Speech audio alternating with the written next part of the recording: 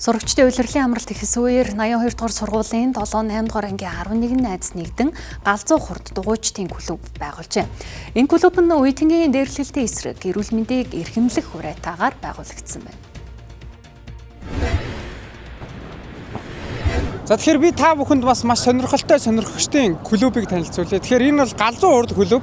Нийслэлийн 82 дугаар сургуулийн 7 болон 8 дугаар ангийн сурагчид өөрсдийн сонирхлоороо дугуй ундаг юм галзуу хурд гэж клуб байгуулсан юм байна. За тухайн клуб бол хараал хийж болохгүй, зодоо хийж болохгүй гэх маш олон одоо ийм сонирхолтой дүрмтэй ийм нэг клубыг танилцуулъя. За манай галзуу хурд клуб бол нэгдээд 4-5 хонж байгаа. Тэгээд нөө янз бүрийн харааллыг нэг зан аштай муухай нэг хүүхдүүд байдаг шүү дээ. Тэгээд тийм хүүхдүүдээс клубт авдаг. Тэгээд ер нь бол явж исэн чинь нөгөө нэг хүүхэд манай клубт орох үгээ. Тэгээд би ороод нэг клубын 2 дугаар ахлагч гэдэг юм бол тэрнтэй нь уралдаад хожоод тэгээд клубын 2 дугаар ахлагч болсон.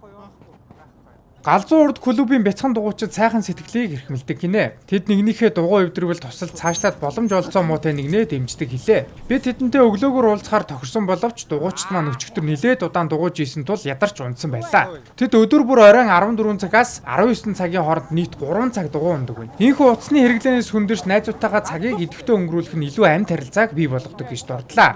Галзуу хурд клубийнхан 7 хоногт нэг удаа уралдаан зохион байгуулж аваргаан шалгаруулдаг байна. Шалгарсан аврагадаа цуглуулсан мөнгнөөсөө бэлэг өгдөг. Инх эрдэнэ өнгөрсөн 7 хоногийн авраг болж 50 мянган төгрөгийн шагнал авсан байна. Тэрээр уг мөнгөө шин дугуй авахд зарцуулж хуучин дугуйгаа дүүдээ өгнө гэлээ. Бид нар ч ер нь бол өөдсөн үедээ хаашаа чамаагүй явчихсан дүүн. 6 сарын 1-нд бид нар ч цэцэрлэг төрөлнөөсөө парк орох гэж байгаа. Хүүхдийн маяр гээд манай ахлагч дагуулж явна гэсэн. Манай ахлагч чинь нөгөө нэг парк дээр тоглоно гэсэн бүгдийн даанал гэсэн тэгжилээлээ. Тэг. Логотой болох гээд байгаа бид нэг цам цэдэртэй фотолк гэдэг байдаг шүү дээ. 100 болохоор нөгөө нэг логотой фотолк хэлэх гээд байгаа. Би ер нь бол нөгөө нэг клубийнхаа лого гэж яддаг шүү дээ. Нөгөө нэг фэйсбүүк дээр тавьчихдаг. Тим логогоо бол өөрөө зохиогоод галзуу хурд гэдэг нэг тийм нэр нь зохиогоод нэг луу мууны дунд нэг хийцэн байна. Заримнаас идэхгүй 3 хоног идэх хардаг байхгүй юу? Шинэ орж ирсэн идэхгүй байгаа юм бол шууд клубоос хасдаг байхгүй юу?